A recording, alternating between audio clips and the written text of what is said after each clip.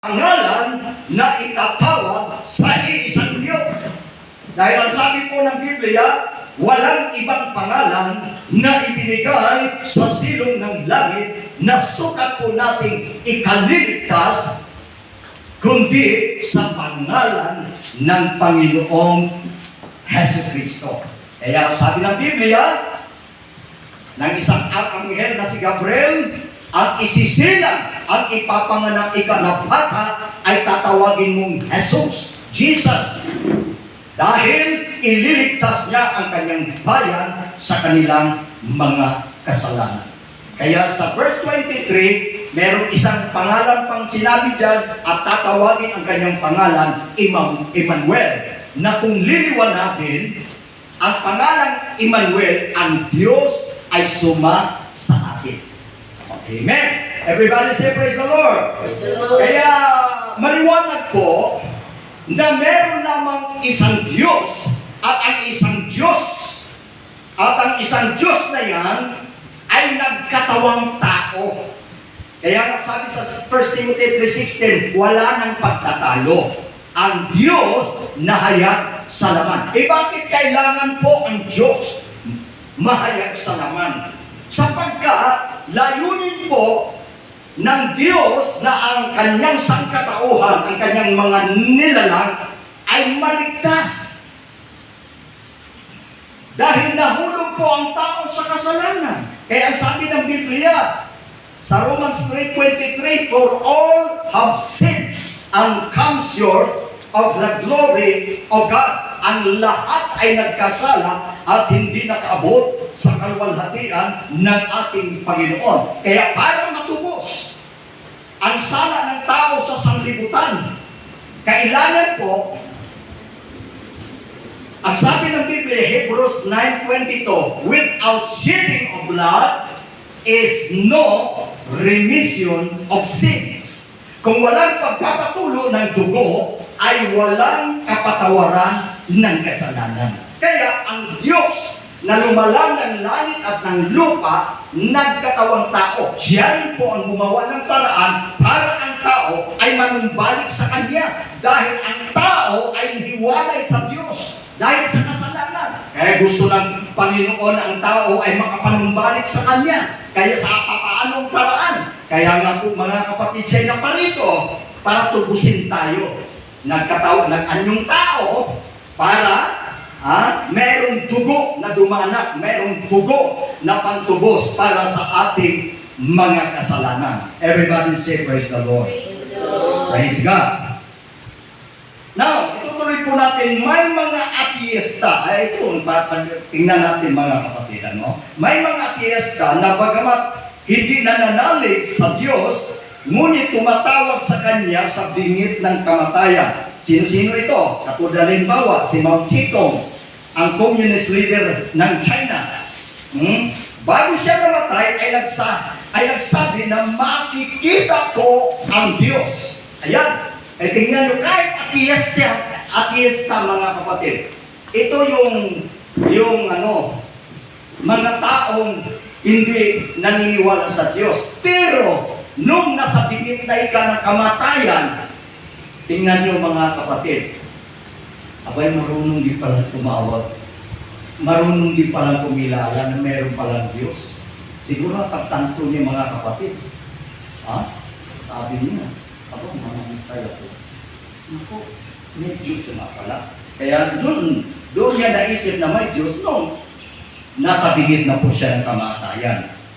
Fiesta, kasi hindi naniniwala na may Diyos. Pero dito sa ating notes mga kapatid, nung siya po ay nasa bingit ng kamatayan, in-acknowledge niya, kinilala niya na meron pala talagang Diyos ang sanglibutan. Isa pang leader, presidente ng USSR, ang sabi, si Nikita at Khrushchev, USSR president, ay nagsabi, alam ng Diyos, ako'y ateista. Talagang hindi maipagkakaila ang pamamalagi ng Diyos. Everybody say praise the Lord. Praise the Lord. Nakaupo na lang kayo dyan. Ako na lang. Medyo nag-exert ako ng effort para bagang, napawisan ako. Sige lang, later on, mas malamig din ito. Everybody say praise the Lord. Amen. So, yung mga leader na yan na acknowledge, mga kapatid, bagamat ang kanilang paniniwala ay hindi sila naniniwala sa Diyos, iba pala talaga kapag ang isang tao ay nasa bingit na ng kamatayan. Amen. Kahit walang paniniwala sa Diyos, nakukumbinsi siya na hindi pala ang tao forever sa sanlibutan. May itinakdang oras o panahon na siya ay mamamatay. Everybody say praise the Lord. Eh bakit mamamatay ang tao? Dapat sana walang kamatayan ng tao. Alam niyo po ang dahilan kung bakit nagkaroon ng kamatayan ng tao? Dahil po sa kasalanan. Amen. Kaya terribly makamandag talaga ang kasalanan. Kaya nga sabi ng banal na kasulatan, nasa pamamagitan ng isang tao, sino ang tinutukoy? Si Adam. Si Adam. Sa pamamagitan ng isang tao, pumasok ang kamatayan sa mundo. At ang lahat ay nagkaroon na po ng kamatayan. Dahil kung hindi sana sila nagkasala, may nature kasi tayo. Nilalang tayo kawangis. Ibig sabihin, yung buhay natin, galing ito sa Diyos. Ayon sa Genesis chapter 2 verse 7. And the Lord God formed man out of the dust of the ground and breathed into his nostrils the breath of life, and man became a living soul. So ang tao, binigyan, hiningahan ng Panginoon ng hininga ng buhay, at ang tao ay naging buhay na kaluluwa. Pero dahil nahiwalay ang tao, nagkasala ang tao, kaya ang tao nagkaroon ng kamatayan. Sana maging katulad tayo sa Diyos na walang kamatayan. Pero dahil sa kasalanan, yan ang dahilan kung bakit ang tao ay nagkaroon po ng kamatayan. Pero anyway, nais ng Panginoon, mga kapatid, na maibalik tayo sa dating kalagayan natin. Palagpakan natin ang Panginoon. Amen. Praise God. Kaya may pangako siya, mga kapatid. Ano ang pangako ng Panginoon? Ang pangako ng Panginoon sa ating ganito. Itong katawang may kasiraan, nabubulok, nakakasakit, no? Darating ang araw na ang katawan nito, papalitan niya ng isang katawang hindi mamamatay, hindi magkakasakit, hindi mabubulok, incorruptible. Ibig sabihin ng incorruptible, walang kasiraan. Kaya huwag na tayo mag-alala. Kung kakapitan tayo ng karamdaman, high blood, diabetes, or cancer, o ano-ano pang uri ng karamdaman, mga kapatid. Hindi na po tayo subject sa karamdaman. Amen.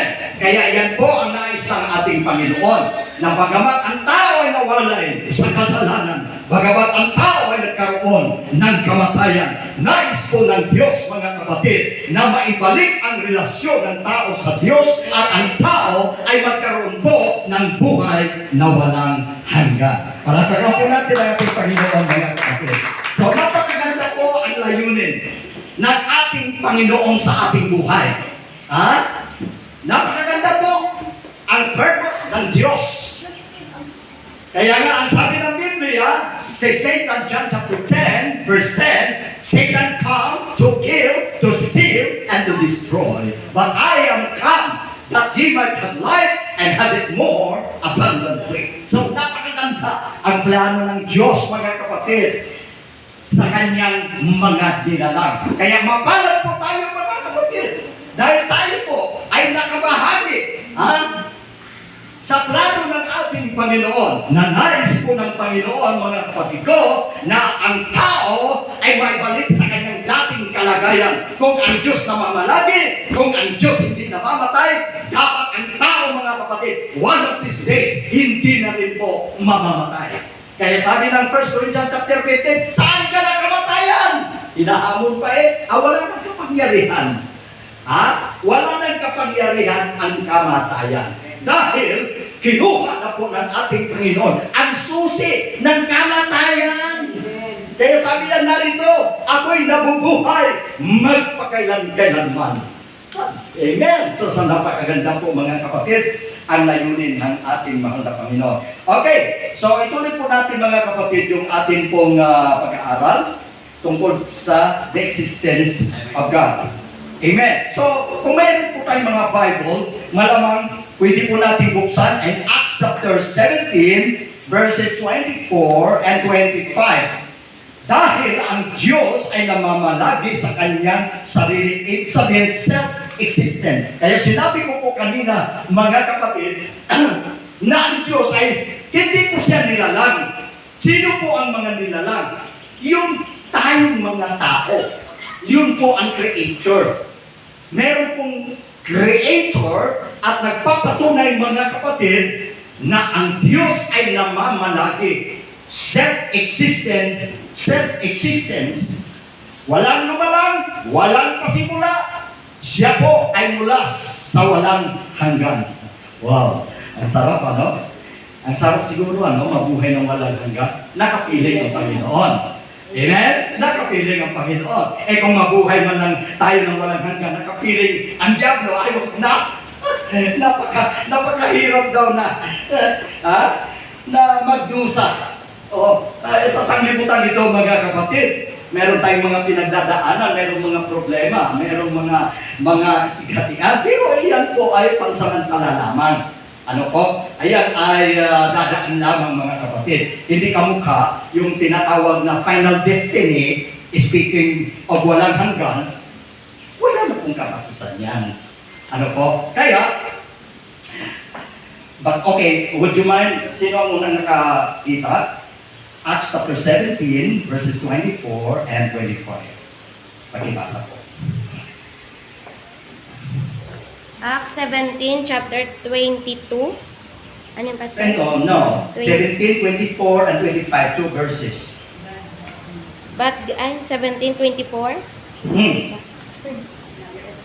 24, God that made the world and all things therein, seeing that He is Lord of heaven and earth, dwelleth not in temples made with hands. Verse 25, neither is worship with men's hands as though He needed anything, seeing He giveth to all life and breath and all things. Amen. So ang kalikasan ng ating Panginoon, mga kapatid, ay walang hanggan. Kaya hindi po sa subject, time, and tinatawag na no limitations, mga kapatid. Now, ang sabi ng Biblia, ang Diyos na gumawa ng sanlibutan. May Diyos talaga. Everybody say, Amen? Praise God. Kaya pinatutuhanan natin sa ating ikalawang pag-aaral, mga kapatid, kung mayroon nga bang talagang Diyos. Kasi may mga tao ng alinlangan kung mayroon nga bang Diyos. Pero ayon po sa mga patutuo ng mga salita ng Diyos, katulad halimbawa, itong ating nabasa ngayon. Ano ang sabi? Ang Diyos na gumawa ng sanlibutan at ng lahat ng mga bagay na naririto. Amen? So ito nating mga nakikita, mga kapatid. Ano? Itong mga punong kahoy na yan, yung mga halaman na yan, meron talagang pinagmulan yan. Meron talagang dahilan kung bakit lumitaw yan. Sino ang may kagagawan? Kaya nga, sa Hebrews chapter 11, mga kapatid, verse 1, ano yung sinasabi? Pakibasa.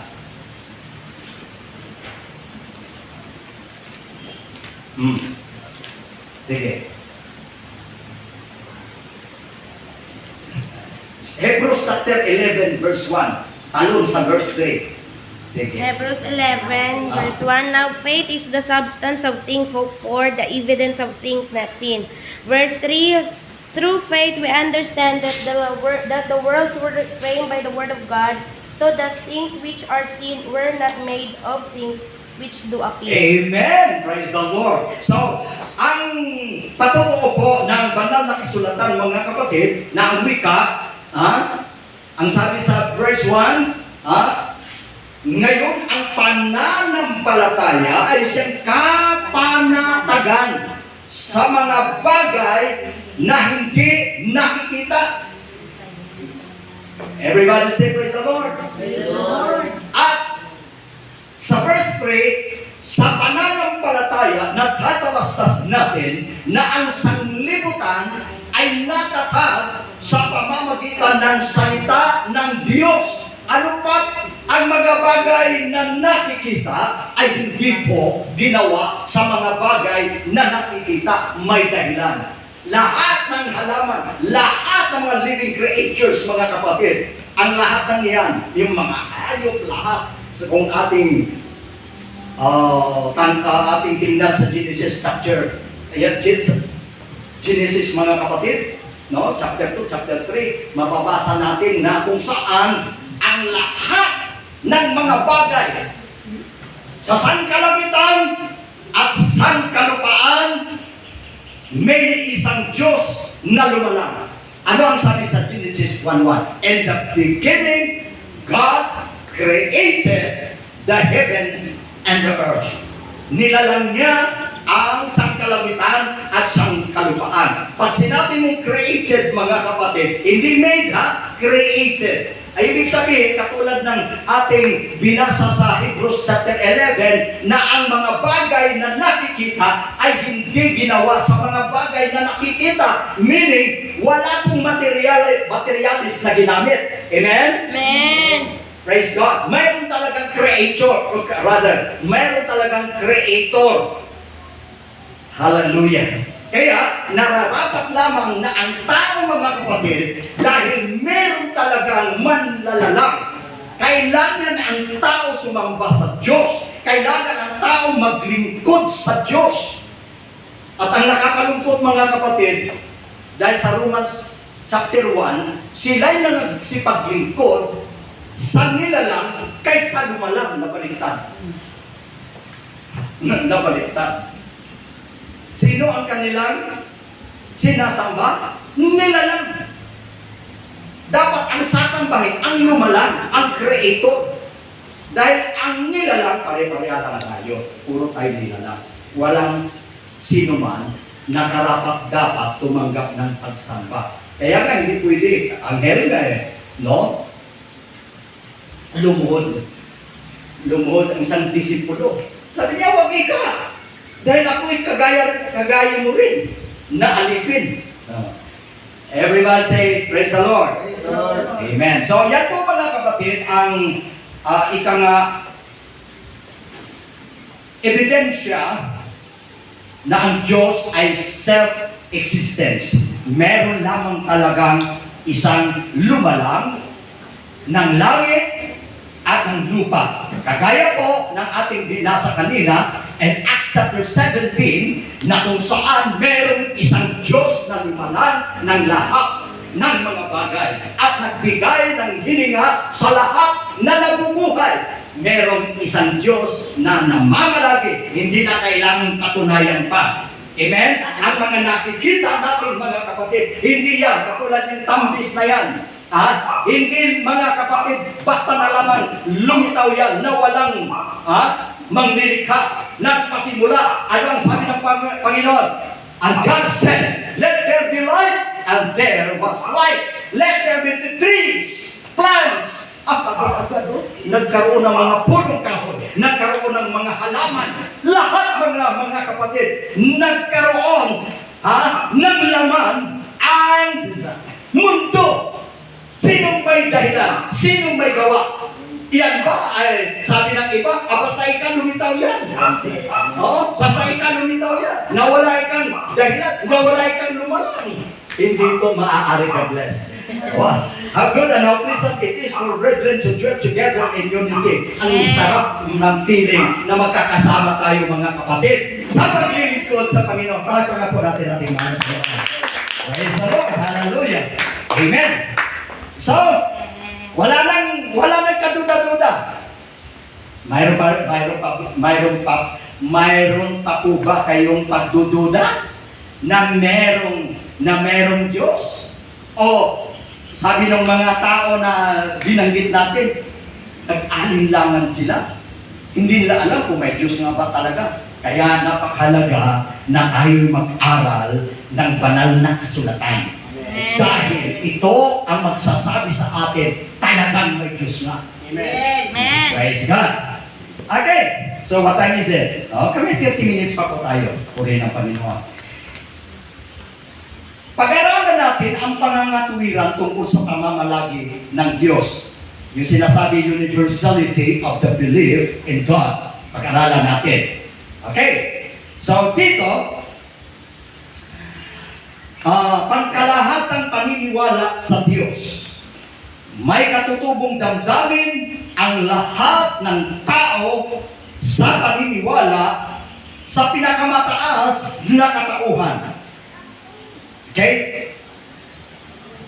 Yung tinatawag na pangdaigdigan, pangkalahatan, ay ko lang mga kapatid. Mamaya matuklasan natin kung sino lang yung tao na hindi naniniwala at nagsasabing walang Diyos, nabanggit naman natin kanina. Pero sa pangkalahatan, lahat ng sansinuko, lahat ng tao, mga kapatid, kahit sa buong bansa, buong sanlibutan, meron man, sabihin natin, katulad si Mao Zedong, Chinese, siya po mga kapatid ay tira-atheist, no?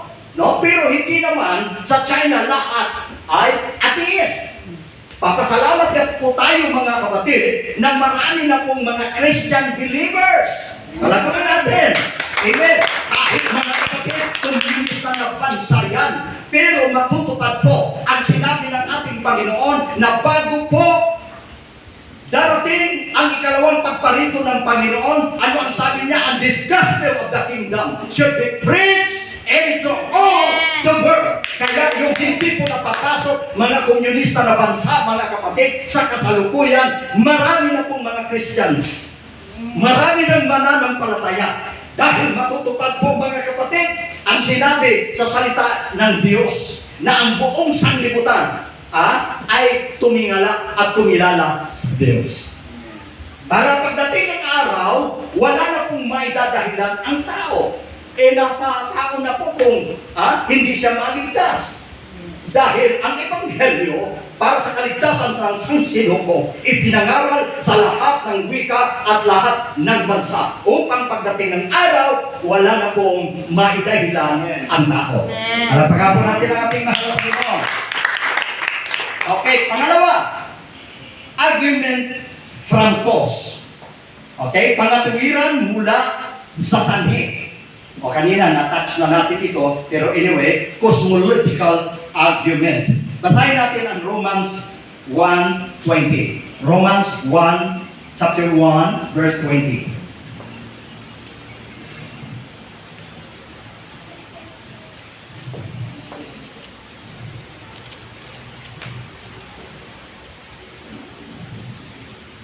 Sige, kung sa inyo nung nakauna sa inyo, Bible, For the drill tayo. invisible things of Him Aha. from the creation of the world are clearly seen, being understood by the things that are made, even His eternal power Wow. and Godhead, so that they are without excuse. Yes! Napakaliwanag po mga kapatid.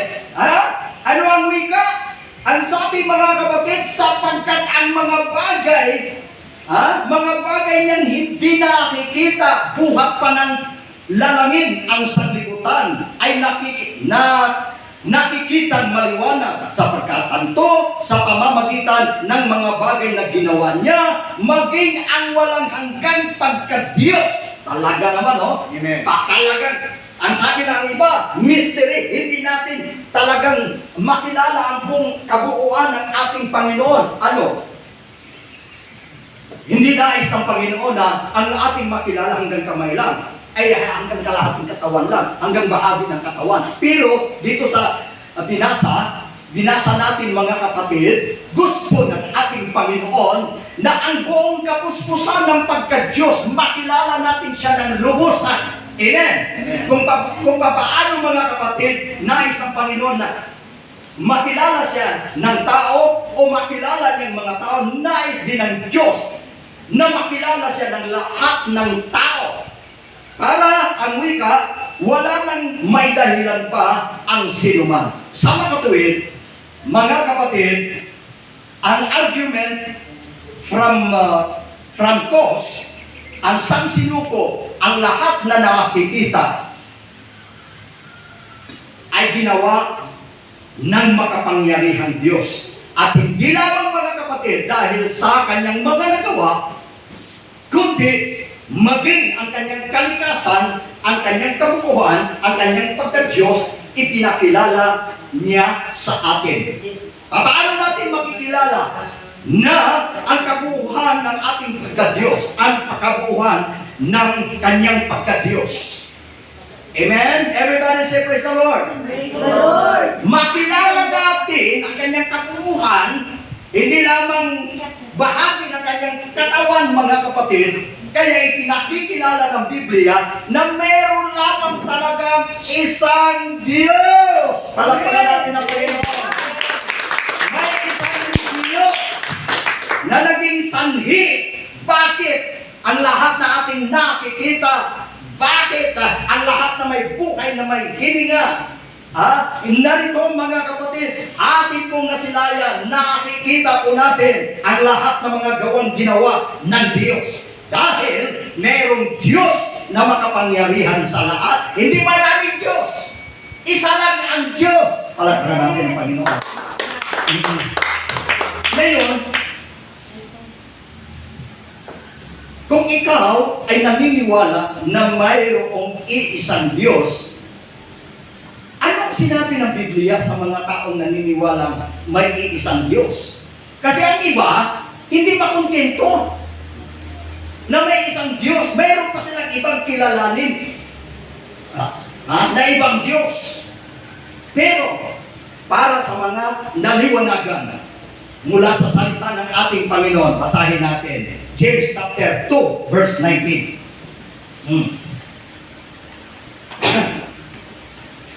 James chapter 2, verse 19. Paunahan. May premyo pagdating ng... Now believe it that there is one God. Thou dost well, the devils also believe and tremble. Tremble. Amen. Ano? Napakaganda. Thou believest that there is one God, thou doest well. Kung ikaw ay naniniwala na may iisang Diyos, mabuti ang iyong ginagawa. Hindi na sabihin ng iba na ang paniniwala tungkol sa isang Diyos, kulto. Nako, masakit. Bakit masasabi mong kulto? Hindi sinabi ng Biblia na naniniwala ka ng isang Diyos, masama yan. Dapat paniniwala mo, 1, 2, 3, 4, 5. Pero, merong conclusion ang salita ng Panginoon. Pag ikaw naniniwala na may isang Diyos, mabuti ang iyong ginagawa. Amen? Praise God. Ngayon, si Satanas, tingnan niyo mga kapatid. Opo, pansinin ninyo. Si Satanas po, ay ubod ng sinungaling. Siya ang ama ng lahat ng mga sinungaling. Talagang napakasama ni Satanas. Pero, pansinin nyo, pagdating sa paniniwala na mayroong isang Diyos, dito nagsasabi ng totoo si Satanas. Dito siya nagsasabi ng totoo. Bakit nakapagsabi siya na tingnan nyo mga kapatid, naniniwala si Satanas na mayroong isang Diyos. Talo pa ang tao. Ang tao naniniwala may isang Diyos, hindi nanginginig. Pero si Satanas, naniniwala siya isang Diyos, nanginginig. Grabe ang takot niya mga kapatid. Bakit? Once upon a time, magkasama kasi sila ng Diyos Right. Andoon yan sila. Kaya, hindi talaga mapapasubalian o hindi may deny ni Satan mga kapatid na meron lamang talagang isang Diyos dahil nasaksihan niya, nakita niya. Gusto niya nga pawiran ng Diyos dahil gusto niya siya ang sasambahin. Pero, creature lang siya. Ayon sa ating pag-aaral, may isang creator. Kaya hindi ka man... Kahit si Satanas, knock out, knock down. Nakipagdano siya nakipagtunggali siya. Nagkudita siya, kasama ang laksa-laksang mga anghel, ang malungkot mga kapatid, dahil 1/3 ng angelic forces, tangay ni Lucifer. Kaya, pagdating sa paniniwalang, iisang Diyos mga kapatid, nagsasabi na po ng totoo si Satanas. Palagay natin ang Panginoon. Kaya mga kapatid, po tayo paniniwala. Huwag po tayong papayag na sasabihin, nakukulto ka itong oneness na ito. Kasi, isa lang ang kanilang pinaniwalaang Diyos. Yun ang yun ang itinuturo ng banal na salita ng Panginoon. Amen. Kaya mga kapatid, kailangan sa paniniwala na merong iisang Diyos, dapat huwag matinag ang ating paniniwala. Huwag matinag ang ating pananampalataya. Kailangan ipaglaban natin. Dahil kung hindi natin ipaglaban, mga kapatid, na merong isang Diyos, pagkatapos paintulutan natin na ang iba maniwala sa higit sa isang Diyos, hindi nyo ba alam, mga kapatid? Sa Deuteronomy, chapter 6, di ba? Ano ang sabi?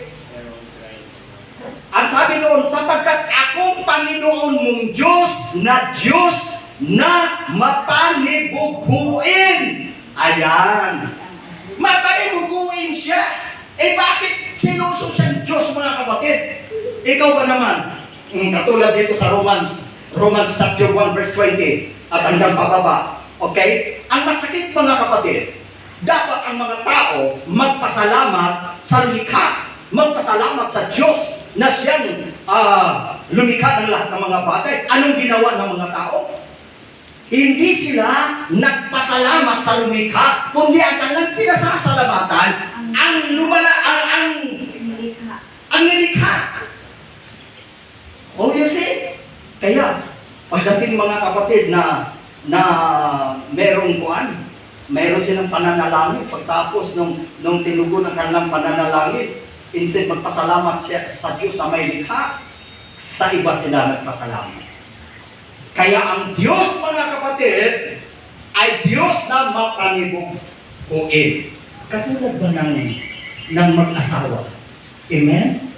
Naku, kapag kapasilip-silip ka sa iba, patingin-tingin ka, at ma-inlove ka sa iba, mamaya, mga kapatid, pagdulong ka po.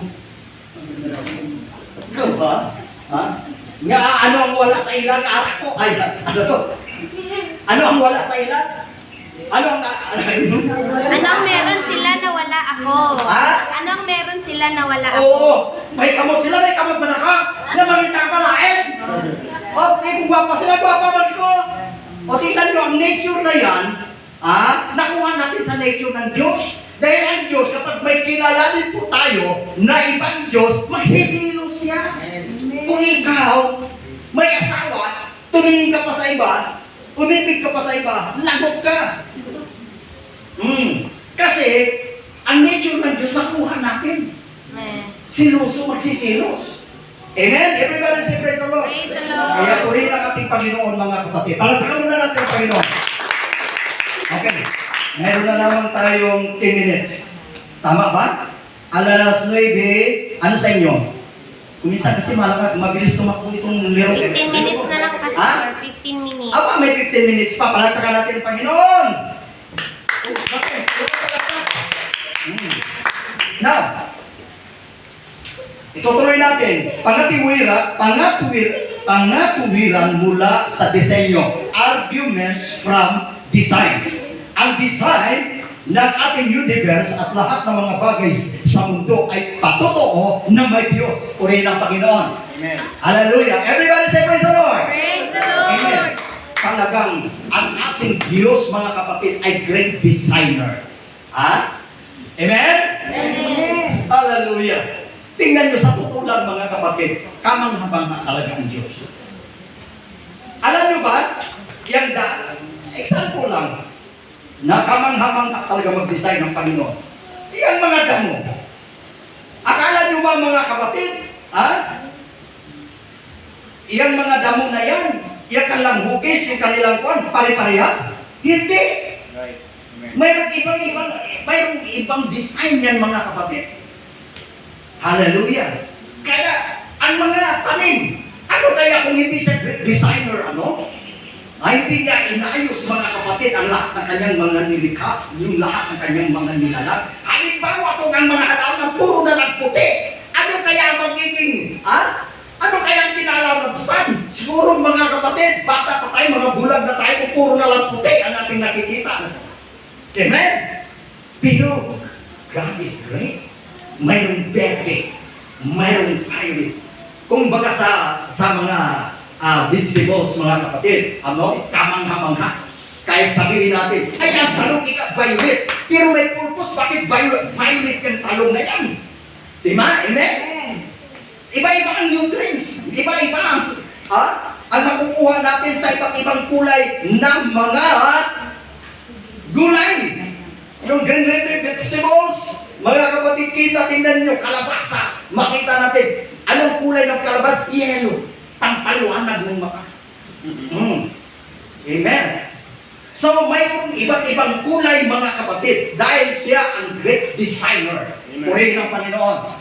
Everybody say praise the Lord. Praise the Lord. Ngayon, para maunawaan natin kung talaga makumbinsi tayo na mayroon ba talagang Diyos. Mga kapatid, ang example, ang relo ay prueba na may manggagawa ng relo. Amen? Amen. Hallelujah. Yung relo, mga kapatid, makikita po natin. Bagamat nga, mga maliliit ang mga piyesa na yan. Pero, nabuo nila, mga kapatid, dahil sa katalinuhan, dahil doon sa tinatawag skill, na ibinigay ng Panginoon, nabubuo ang relo. Kaya kung ang mga relo niyan, na merong gumawa, mga kapatid, hindi lang basta ang relo ay, sumipot na lang, nakita natin, at i-display sa pamilihan. Mayroon bang gagawa niyan, mga kapatid? Amen? Kaya kung gusto natin ang pinaka-matibay na relo, yung Swiss. Matibay yan. Purihin ang ating Panginoon. Everybody say praise the Lord. Kaya, kung mayroong manggagawa ng relo, nagpapatunay din po, mga kapatid, na mayroong gumawa ng mundo. Amen. Amen? Everybody say praise the Lord. Praise the Lord. Praise God. Kaya hindi natin mapapasubali ang katotohanan, mga kapatid ko, na sa pamamagitan ng tinatawag na ano nandito? Argument from design, napakaliwanag na meron talaga Diyos nagdesenyo ng lahat ng mga bagay. Amen. Katulad natin, mga kapatid, dinesenyo tayo ng Diyos. Perfect. Amen? Amen. Dahil kung ang sakali, mga kapatid, hindi siya wise designer, mga kapatid, na pataka ang Diyos sa paghimo sa tuwa, unsa ka na ang mahitabo kung ang atong mata ibutan niya sa luyo. Gwapo kaya si Ihado Mario. Pero kaya sa tamang lugar ang mata. Pagtindag niya, nabigyan ni Sister. Si Ihada, sa pagtindag niya. Pero kung sakali dito ang mata mo, ayaw mo paibon mo si... Sister Wena. Sister Wena. Sister Wena! Gusto, Senyor Ulit. So, great designer ng Panginoon. Very wise ang ating Panginoon. Talagang sa pagkakalalam natin, bilang tao, mga kapatid, perfect, walang kapintasan. Amen. Amen. Bakit? Sabi ng banal na kasulatan, Genesis chapter 1, verse 26, and God said, let us make man after our own image. Kaya grabe, saan tayo iniwawanis, mga kapatid? Mismo sa perfectong Diyos. Amen. Amen? Praise God. Kaya talagang ma-appreciate natin, karapat dapat lamang siya na purihin ang kanyang mga nilalang dahil sa kanyang mga gawang ginawa. Perfect! Praise God. Amen. Ano na? Okay. Isa na lang. Para kumbaga may interaction o mayroong tinatawag na gustong makapagsalita, mga kapatid, sa pag-aaral. Well, basta 9:30 tapos. Amen. May ilang minuto pa. 7 minutes. 7 minutes. Okay, tutuloy na lang natin sa susunod. Sige, purihin ang ating Panginoon. Ang ating pinag-aaralan para sa mga huli. Ina-appreciate ko po yung mga presence ninyo, na kayo ay maaga na dumadating sa bahay-sambahan, pero mas the best talaga kung on time. Amen. Pero anyway, nakita natin na may pagbabago talaga, may improvement sa biyaya ng ating Panginoon. Amen. Kasi, hindi naman kasi mga kapatid, mapaagap tayo dahil para ipakita niyo sa pastor niyo, no. Hindi tayo pleaser. Sabi nga ng banal na kasulatan, ang paglilingkod ay hindi pagbibigay lugod sa mga tao, kundi ginagawa ang paglilingkod para sa Diyos at hindi sa mga tao. Kaya kung maaga ka, ginawa mo dahil sa love ko si Jesus. Wow! Talagang first priority ko siya.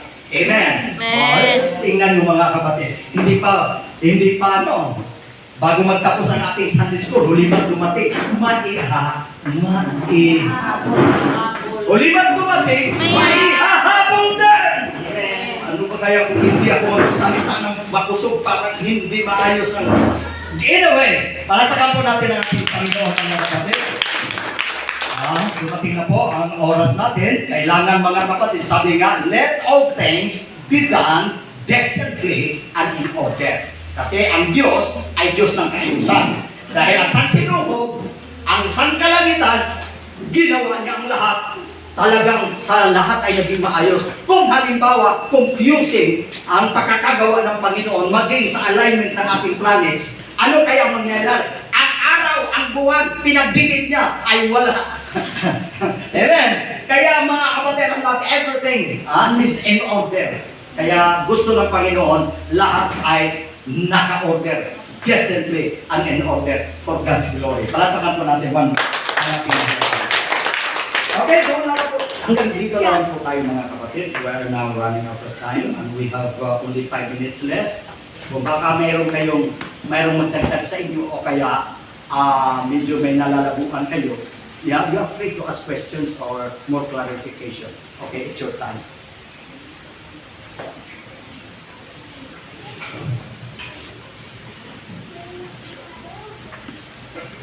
Basta kung maniwala ka na may isang Diyos, kung maniwala ka na nagkita ang Diyos, sure na ba ang kaligtasan? Marami kasing kon eh. Ang kaligtasan kasi, maraming kuwan niya, kumbaga sa maraming napapaloob dyan. Isang faktor na yan, isang magandang bagay na yan. Iyang paniniwala na yan. Pero it does not mean, halimbawa, naniwala ka na mayroong Diyos, ayaw mo naman sumunod sa kalooban niya. Pero hindi sapat. Kung maniwala lang tayo at hindi tayo sumunod sa Kanya. Okay, so, sino pa? Wala na? Okay, palagpakan natin lahat. Hallelujah! Let us celebrate the presence of the Lord today. Tumayo po tayo lahat mga kapatid at ibalik po natin ang papuri at pasasalamat sa ating Diyos na buhay. Praise God, praise God. Para mga kapatid, ang gustong magpagamit sa ating mahal na Panginoon, ang ating rules and regulation kasi, pag nakahabol kayo sa devotion at bago sa Sunday School at tayo po ay lumuhod, makahabol kayo sa pagluhod sa pananalangin, qualified kayo, okay na kayo na magpagamit sa Panginoon. Basta makahabol kayo sa pananalangin. Dahil sa pananalangin, inihiling po natin ang Panginoon na hindi po yung ating sariling katuwiran ang makita, kundi bihisan tayo ng katuwiran ng Diyos. Dahil yung ating katuwiran, basahan marumi yan. Hindi po tayo karapat-dapat. Pero kung mag-humble tayo, magpakumbaba tayo, isuko natin ang ating sarili. Then, sa biyaya ng Diyos. Praise God. Tayo po ay tatapunan ng kanyang mahal na dugo. Okay! Praise God! Hallelujah!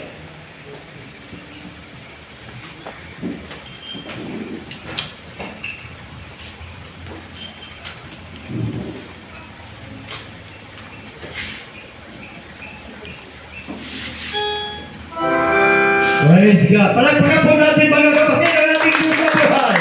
Hallelujah! Praise God!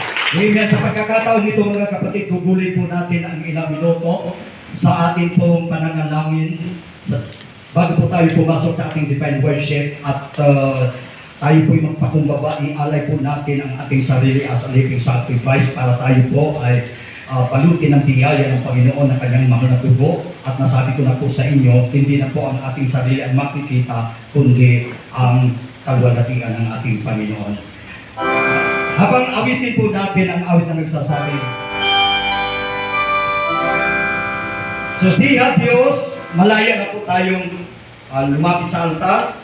Kung saan man kayo naroon, lumuhod po tayo bilang paggalang, pagkilala sa kapangyarihan at kabanalan ng Panginoon. Kung masakit ang iyong paa, alam niya po ng Panginoon. Pero kung hindi man lang masakit, mga kapatid, bilang paggalang sa Panginoon, hindi naman tayo lulod na napakahaba. Kunting panahon lang para ipakita natin na talagang sumuko po tayo sa kapangyarihan ng ating Panginoon. Susiha Diyos, ang kasing-kasing ko, ipaluin ang huna-huna ko. Kung doon naman ipagkadautan, iluin ang luwasa ko. Hallelujah! Susiha Diyos, ang kasing-kasing ko, ipaluin ang huna-huna ko. Kung doon naman ipagkadautan, iluin ang luwasa ko. O Diyos, ikaw malukoy ka, nagsaka pagkaputliyon mo. Kung doon naman ipagkadautan, iluin ang luwasa ko. Iluin ang luwasa ko. Nalaybon ka Ginoo sa Ginoo, himaya ka Ginoo lamang. Nagpaubos kami Ginoo sa imong presensya. Ikaw Diyos na balaan, ikaw Diyos na gantanan. Ginoo kami imong pagbiluhat.